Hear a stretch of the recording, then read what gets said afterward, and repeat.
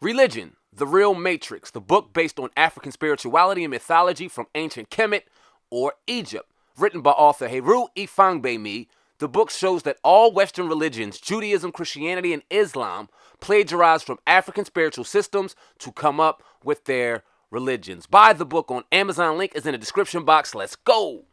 Promote your brand here at Viral Hip Hop News. Hit me, Sam Ant, at DLSMediaInc1 at gmail.com. DLSMediaInc1 at gmail.com. Let's go.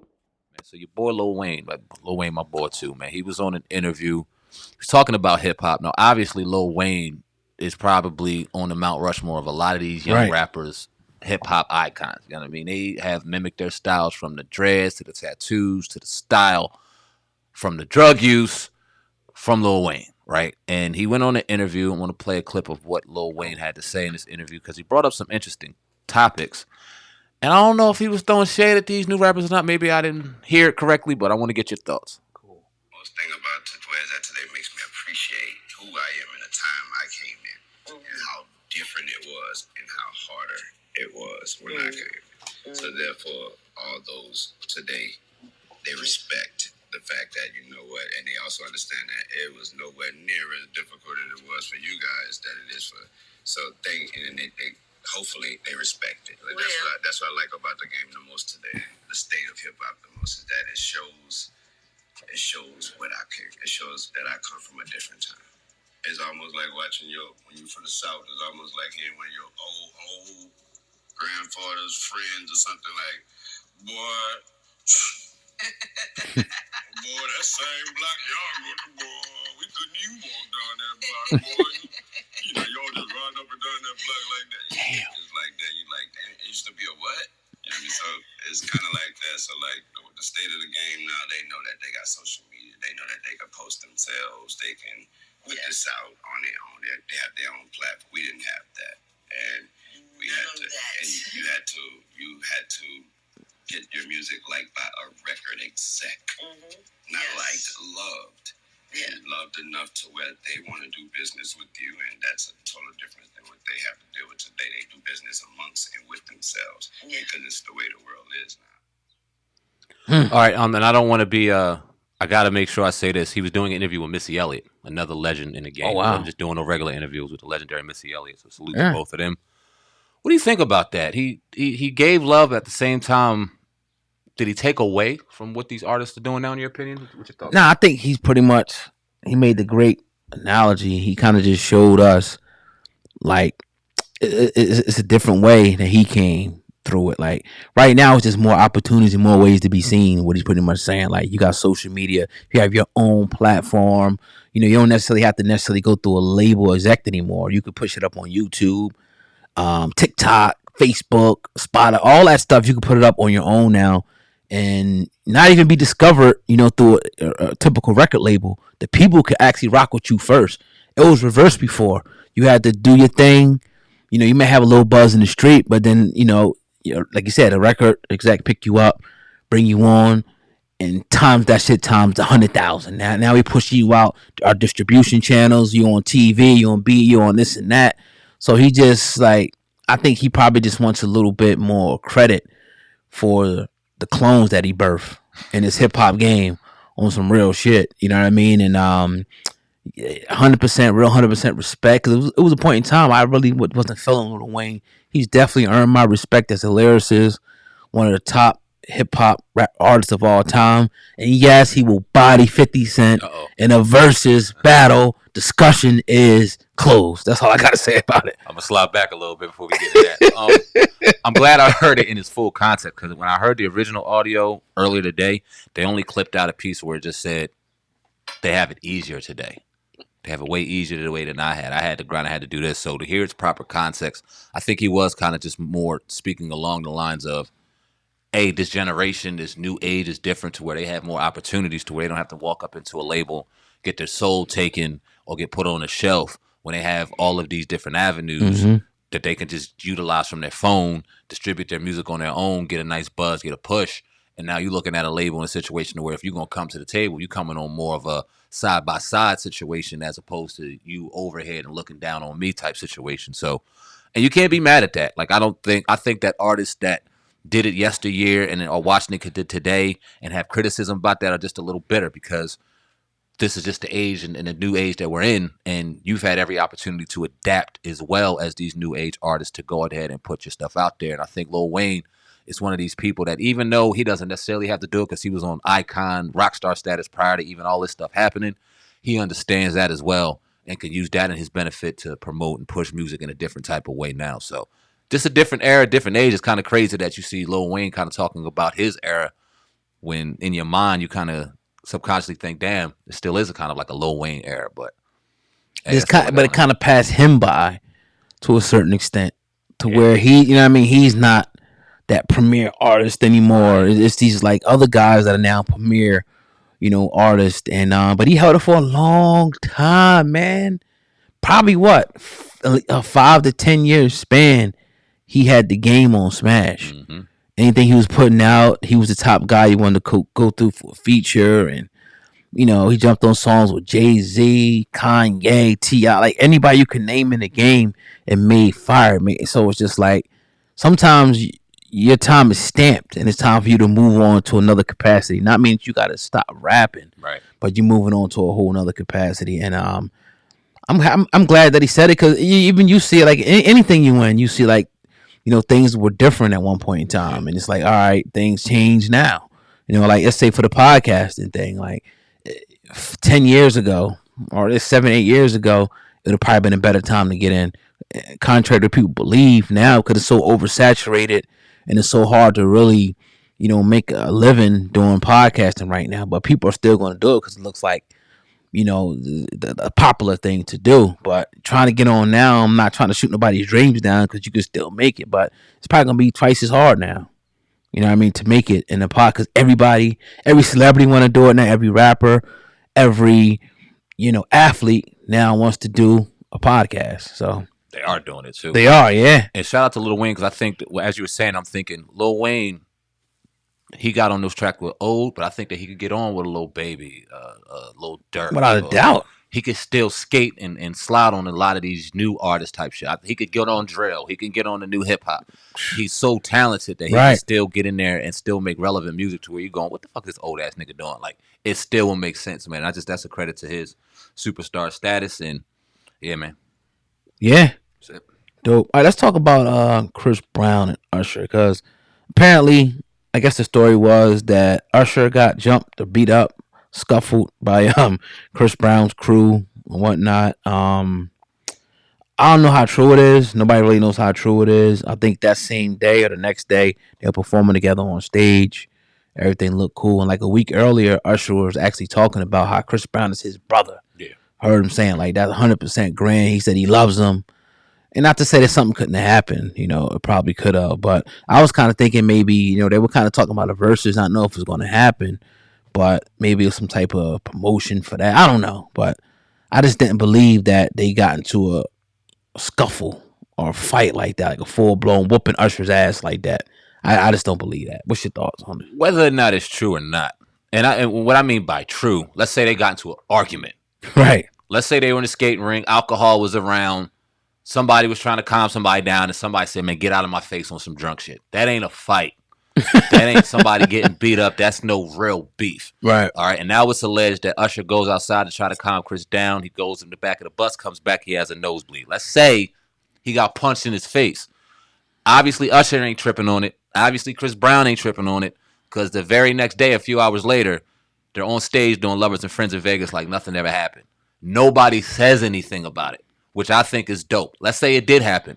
Usher or Chris Brown said nothing about it. So some nosy ass motherfucker in there happened to say something that it got overblown. But look how dead it got when Usher and Chris Brown say absolutely nothing about it and they let it slide. I think these dudes are still brothers.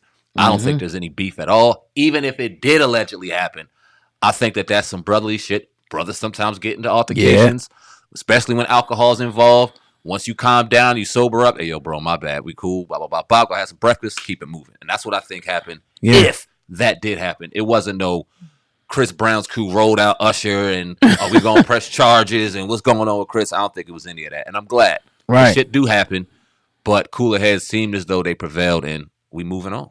Yeah. Now, here's the real question, right? Usher was asked in an interview.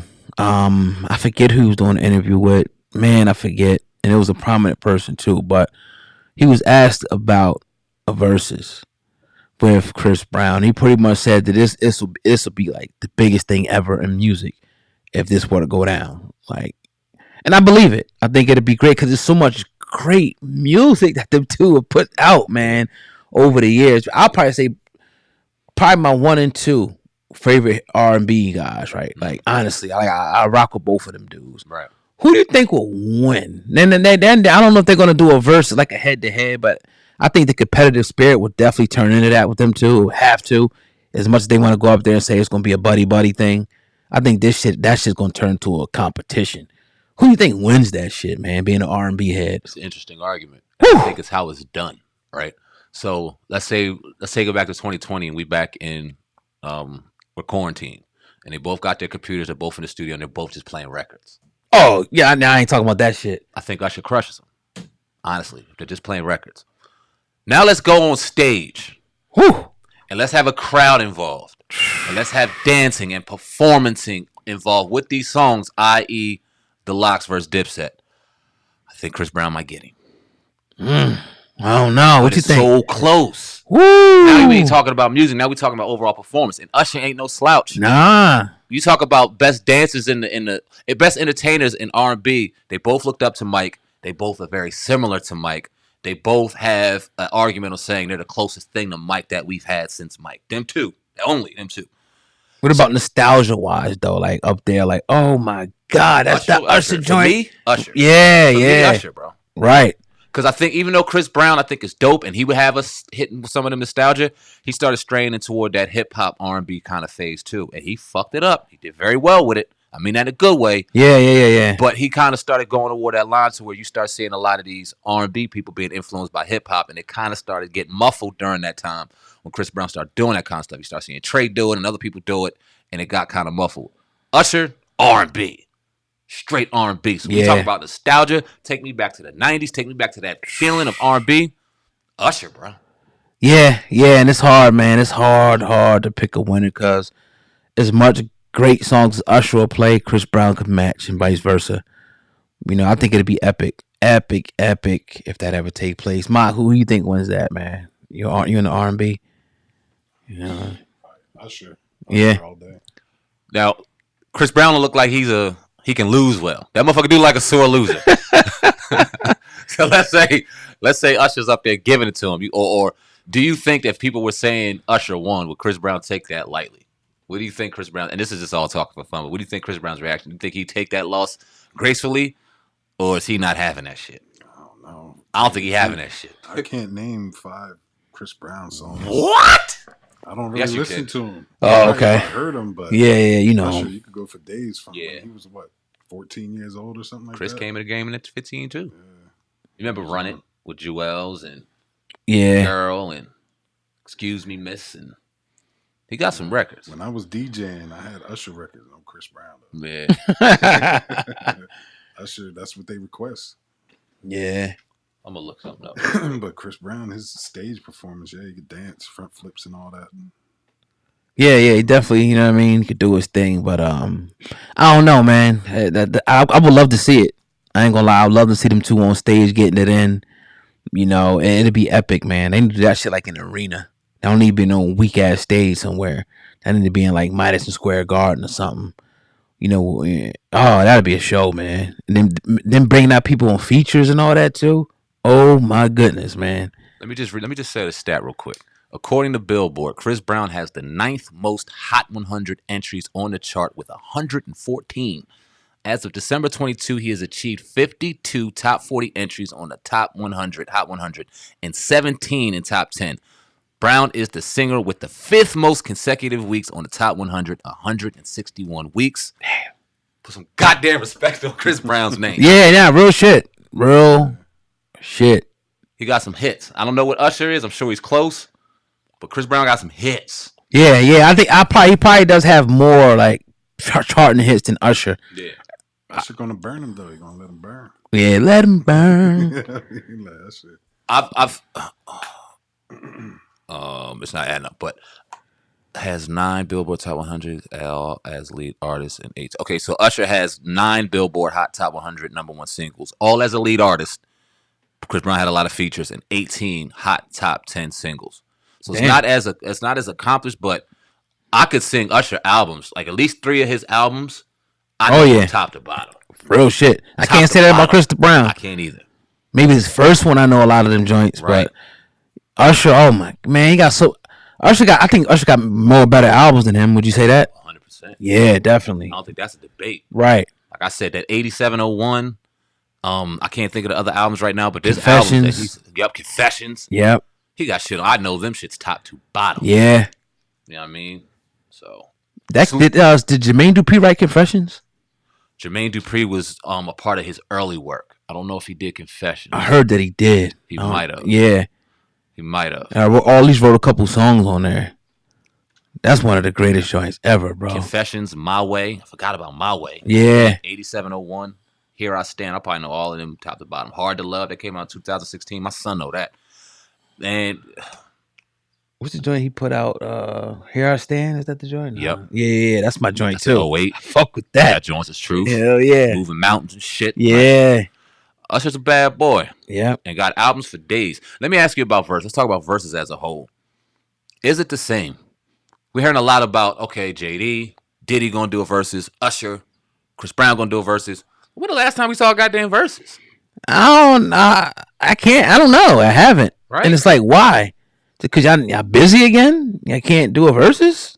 There's money in it. Just because we ain't sitting there quarantined no more, people still want to watch it. It's dope. I mean, maybe people scared. I don't know. I like to see some of these new artists get into. You know what I mean? Like, Yeah. I don't know, like Lil Wayne, and I mean, it could go so far. I know they had a little issue, whatever, with like the ownership and stuff like that at one point. I thought that was all solved. Ownership of what? The actual The verses and all that. Yeah, I think remember was an issue with them and all that, and I don't know, man. Is it going to happen? I heard that Diddy and Jermaine Dupri is going to be the next one going down, which is like, okay, that might be pretty decent, I guess. Both gonna play other people's songs. That's all they Pretty much, yeah.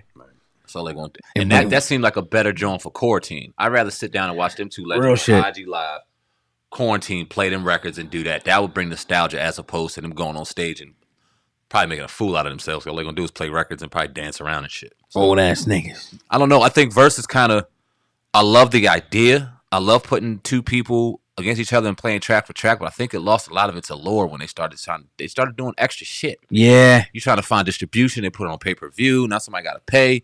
Yeah, fuck that. When you can get on IG Live and just click one of them joints and watch. Right. The Shaka Khan was a train wreck. Was that on IG Live? I don't know if it was on IG Live, but one of them showed up drunk as hell and was just. You gotta think about that It too. was- That's it was- entertainment at the end of the They day. should they could at least. I mean, IG Live was cool. Maybe do it like on YouTube Live. Get a contract with YouTube. You know what I mean? Yeah.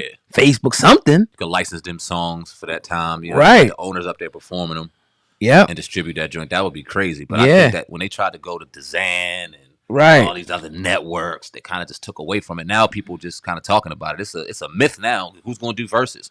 Last verse I saw was Bone Thug and 3 6 Mafia. That was years ago. Yeah. Cocaine on the stage. Man, that shit might be dead, man. The person.